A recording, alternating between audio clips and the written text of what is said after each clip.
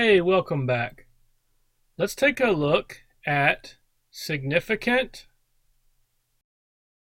figures.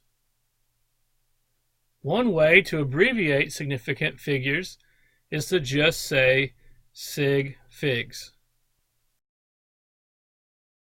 When we say significant figures, we are assuming that all non-zeros are by definition significant.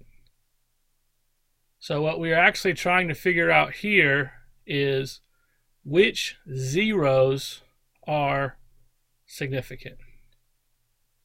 Okay, the example here is 11. That would have how many significant figures? 1, 2. 1 and 1 are both non-zero numbers, so 2 sig figs in the number 11. So when are zeros actually significant? There are a couple scenarios that we're going to take a look at here, and pretty much every time that a zero is significant, it will fall in these categories. First of all, anytime a zero is between a number and a decimal place, it will be significant.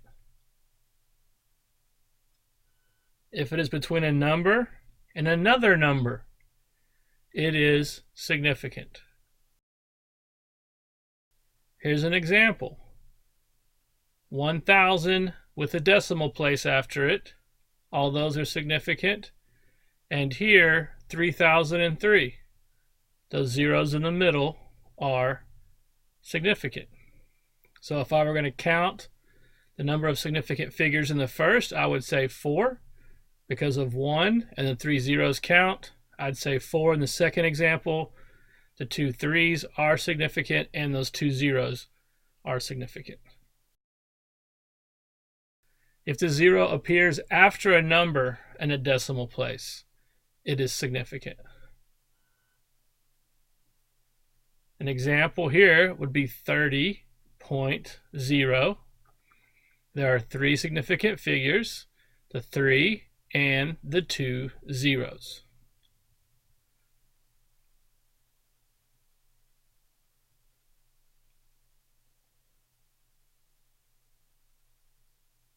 And if a 0 comes after a decimal and a number, any number of zeros can occupy before, but it has to be a decimal and a number.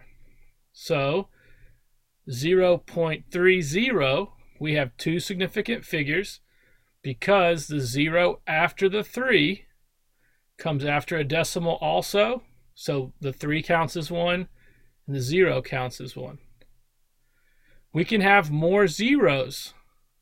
So notice here there are 2 zeros in between the decimal and the 3. This does not count, okay, because it's the decimal and the 3, not the 3 and the decimal. So we only have 2 significant figures here. So let's take a look at some explanations for why these rules. Here we have 5,000. 5 is in the thousands place, and these zeros tell us how big the 5 is. Okay, I could also write 500. Notice here there are 2 zeros, so I know that it's 1/10 bigger. So the zeros do not tell me how accurately someone measured. They tell me the magnitude. So we can also go the other direction. Zeros in the front tell me how small a number is. Notice there are 3 zeros in front of this 3. There are 2 zeros in front of this 3. And there is 1 0 in front of this 3. The top 0 is smaller because there are more zeros in front of it. The next 0 is larger, and the last is larger as we decrease. They do not represent any accuracy of measurement, but just tell me the size of the number. 100th, 1,000th, 100,000. That's it for sig figs. See you next time. Bye-bye.